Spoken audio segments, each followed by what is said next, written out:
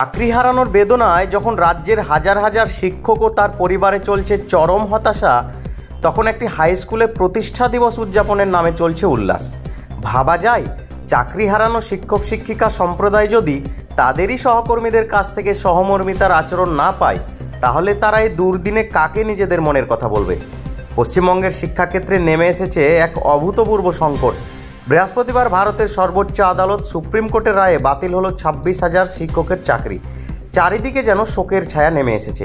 যারা বছরের পর বছর ধরে পরিশ্রম করে ছাত্রছাত্রীদের ভবিষ্যৎ গড়ে তুলেছেন, তারা আজ নিজেই অনিশ্চিত ভবিষ্যতের মুখোমুখি।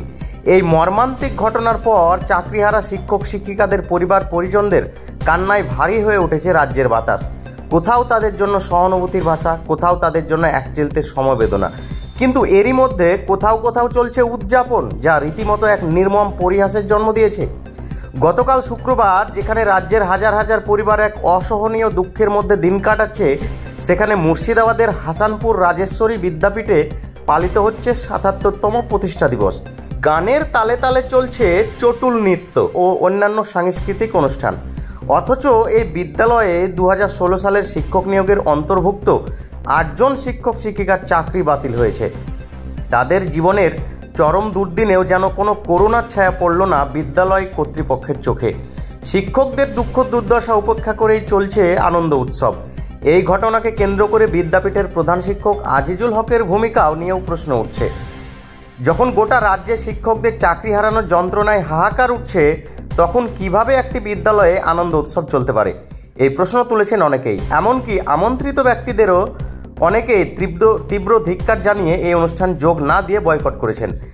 দৌলতাবাদ নিশীথ বরণী সিনহা উচ্চ বিদ্যালয়ের প্রাক্তন শিক্ষক জসিমউদ্দিন সরকার তীব্র ক্ষোভ প্রকাশ করে বলেছেন, যখন গোটা শিক্ষক সমাজ আজ রাস্তায় নেমেছে, অনিশ্চয়তার অন্ধকারে হারিয়ে গেছে তাদের ভবিষ্যৎ, তখন এমন অনুষ্ঠানের কি মানে থাকতে পারে? এই দিনটির পরিবর্তে অন্য কোনো দিন নির্ধারণ করাই যুক্তিযুক্ত হতো। সত্যি আজকের দিনে এই ধরনের উল্লাস এবং আনন্দ কি শুধুই এক অনাকাঙ্ক্ষিত উদাসীনতার প্রতিচ্ছবি, নাকি এটি এক নির্মম বাস্তবতা যেখানে মানুষের দুঃখ দুর্দশার চেয়ে ব্যক্তিগত স্বার্থের মূল্য বেশি? এমন পরিস্থিতিতে রাজ্যের শিক্ষক সমাজ ও সাধারণ মানুষের একটাই দাবি, এই অবিচার ও অসংবেদনশীল আচরণের বিরুদ্ধে সোচ্চার হওয়া হোক। ওই হাসানপুর বিদ্যালয় প্রতিষ্ঠা দিবস কেন্দ্রিক যে ওরা প্রোগ্রাম করেছে, এবং কাল বিকেলবেলায় কার্ড বিতরণ করছিল কোনো মেসেঞ্জার মাধ্যমে, তো বিকেলবেলায় কার্ড বিতরণ করছে, তখন সুপ্রিম কোর্টের জাজমেন্ট হয়ে গেছে।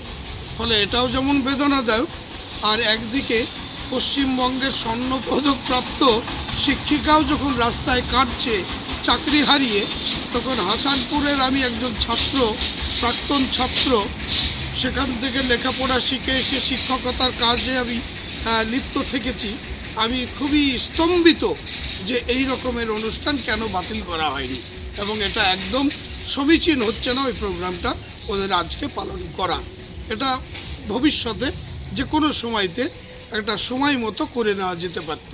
আজকে আমরা চিন্তিত, ব্যথিত যে আগামী প্রজন্মের ছেলেমেয়েরা বিদ্যালয়ে গিয়ে 36 জন, 21 জন, 14 জন, 17 জন, যেখানে শিক্ষক শিক্ষিকা নেই। আমি জানি আমার গ্রামের 2 জন শিক্ষক, তারা যোগ্যতম, তারা কালকে চাকরি হারিয়েছে।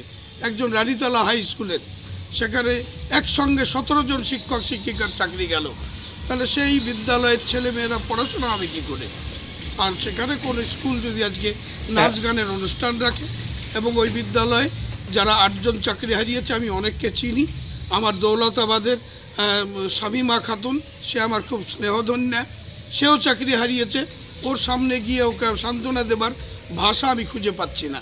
সেখানে হাসানপুর বিদ্যালয় কেন এই রকমের একটা অনুষ্ঠান সূচি চালিয়ে যাচ্ছে, আমি খুব দুঃখিত, ব্যথিত, এবং আমি অন্তত ওই জন্য তাদের সমালোচনা করছি যে এই প্রোগ্রামের যারা ধারক বাহক, যারা পরিচালক, তাদের এই প্রোগ্রামটা করা সমীচীন হয়নি।